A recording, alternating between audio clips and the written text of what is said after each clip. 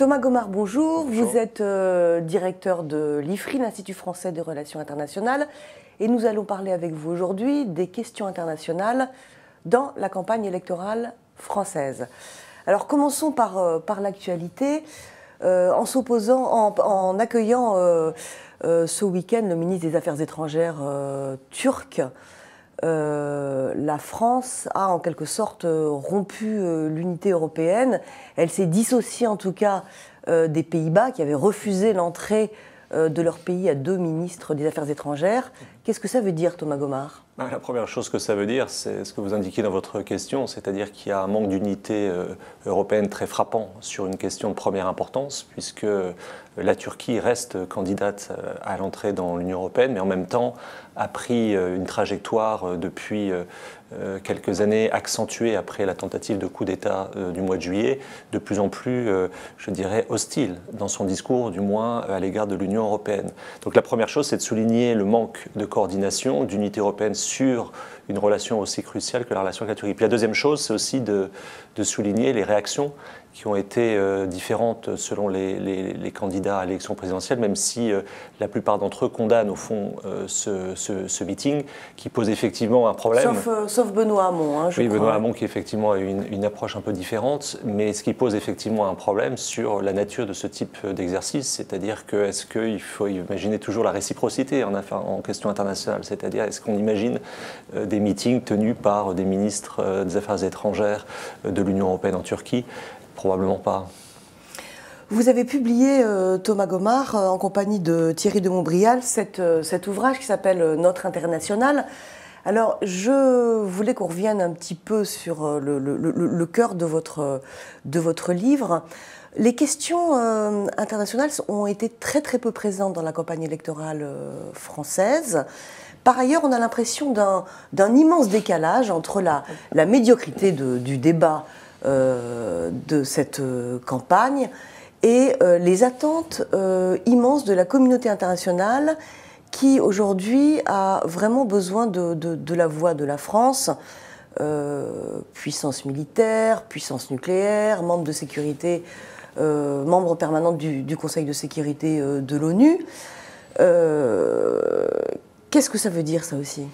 Bon, d'abord, on ne gagne pas une élection en France sur des sujets de politique internationale. Ça, c'est une constante. Le problème, c'est que nous sommes dans une situation où l'interdépendance qui s'exerce sur la France s'est beaucoup accentuée depuis le début de la mondialisation, d'une certaine manière, et s'est accélérée, en fait, depuis 2008. Il y a donc un besoin de pédagogie pour expliquer que la France est à la fois sujet et objet de l'interdépendance. Et cette pédagogie n'est absolument pas faite. Effectivement, c'est le premier angle mort, c'est-à-dire qu'un sujet aussi crucial que l'Europe est presque passé et mis sous le tapis. La relation aux États-Unis, la relation à la Russie sont des sujets qui sont abordés de manière très périphérique, malheureusement. Et le deuxième point, c'est qu'effectivement, quand on voyage à l'étranger, en ce moment, on est frappé par les demandes incessantes sur la situation politique intérieure, c'est-à-dire la perspective du résultat de l'élection présidentielle. Mais au-delà, effectivement, il y a une attente très forte pour une position beaucoup plus construite de la part de la France sur un certain nombre de sujets, une sorte de demande de France à laquelle, à l'évidence, les candidats ne répondent pas.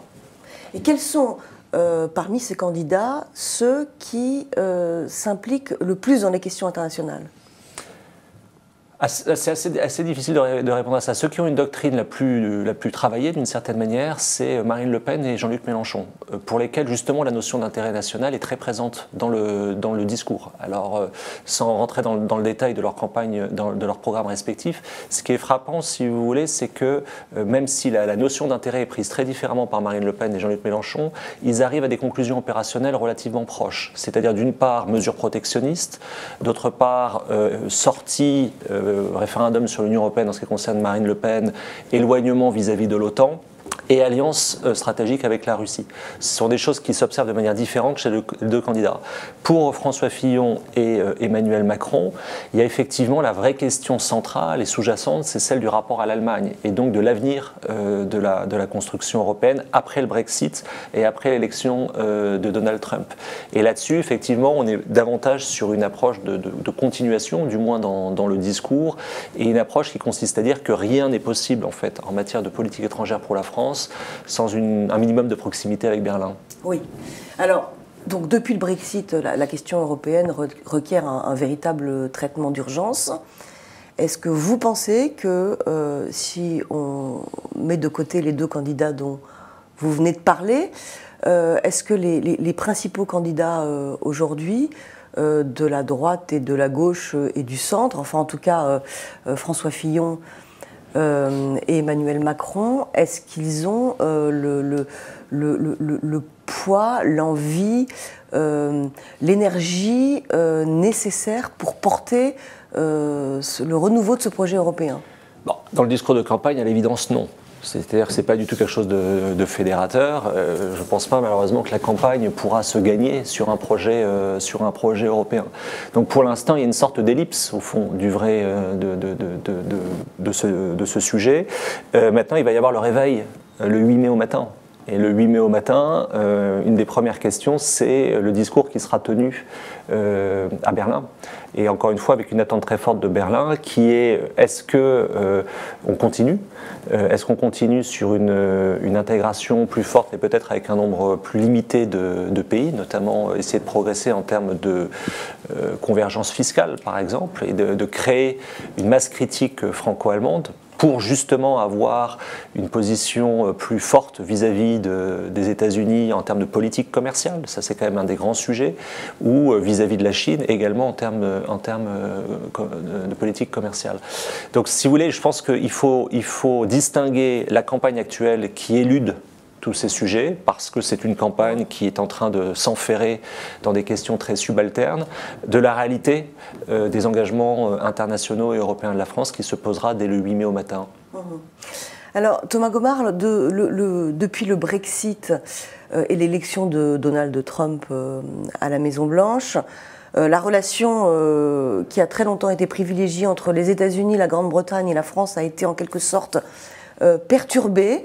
Quel chemin voyez-vous les différents candidats français emprunter vis-à-vis des États-Unis et vis-à-vis aussi de l'OTAN? Et tout de suite, écoutons Marine Le Pen sur l'Alliance Atlantique le 24 février dernier.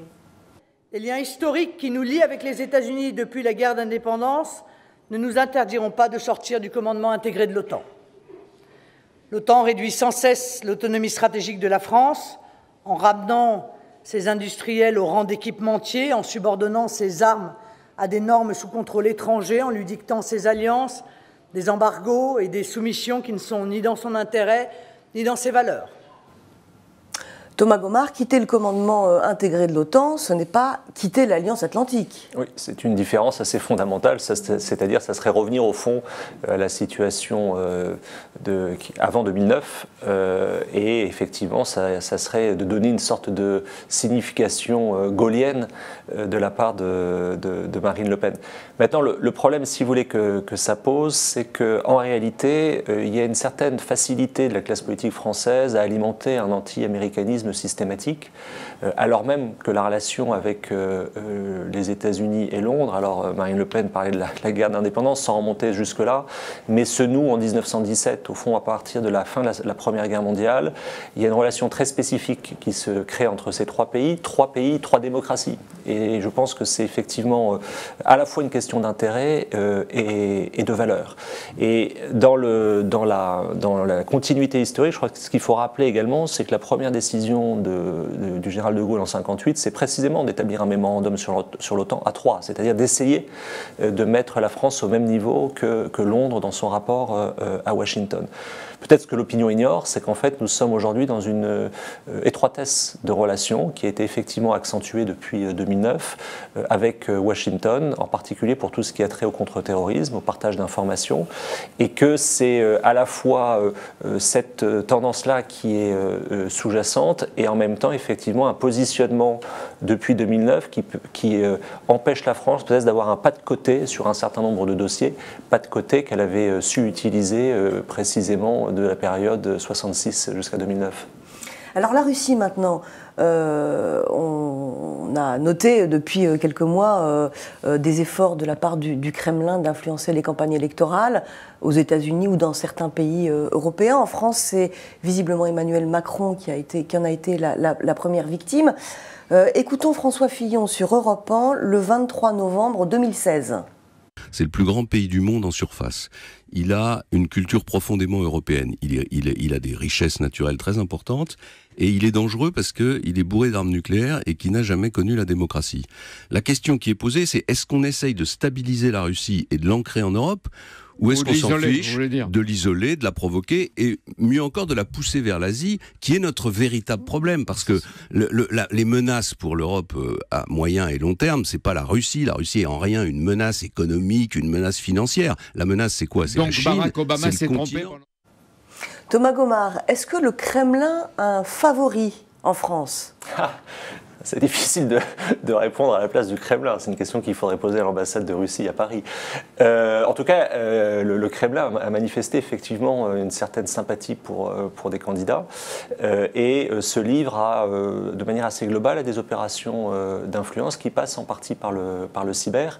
Il est quand même très frappant de constater dans le cas français que pour la première fois, le président de la République, le ministre des Affaires étrangères ou de hauts fonctionnaires en charge des questions de sécurité se sont alarmés des risques d'ingérence et ont appelé l'ensemble des candidats à la plus grande vigilance. Bon, c'est inhabituel, il faut le souligner et ça traduit probablement effectivement une volonté de Moscou de montrer une chose qui est très claire à Moscou, c'est qu'on considère que le moment autoritaire va arriver en Europe, d'une part, que le multiculturalisme est un échec, d'autre part, et que par conséquent, si on peut pousser ses intérêts avec des moyens en réalité qui coûtent assez peu, mais très efficaces, pourquoi ne pas le faire ? Alors, il y a un autre sujet qui est relativement absent des programmes électoraux des différents candidats, c'est la Syrie et l'Irak. Or, la France, qui est quand même l'ancienne puissance mandataire de la Syrie, a été complètement éjectée du dossier, en tout cas au niveau diplomatique. Voyez-vous les différents candidats se rapprocher du sujet et proposer un projet, une méthode pour raccrocher ce moment diplomatique et le sujet? Le voudraient-ils? Je ne suis pas certain qu'ils y parviendraient.